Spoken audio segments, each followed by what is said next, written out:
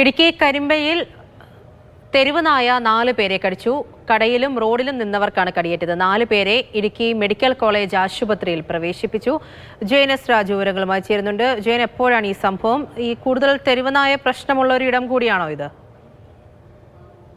ഇന്ന് വൈകിട്ടോടു കൂടിയാണ് ഈ സംഭവം ഉണ്ടായത്. കരിമ്പൻ സ്വദേശികളായിട്ടുള്ള റുഖിയ 68 വയസ്സാണ്, ലിൻഡോ അതോടൊപ്പം തന്നെ സൂരജ്, തോപ്രംകട് സ്വദേശിയായിട്ടുള്ള 76 വയസ്സുള്ള പ്രഭാകരൻ എന്നിവർക്കാണ് തെരുവുനായയുടെ കടിയേറ്റത്.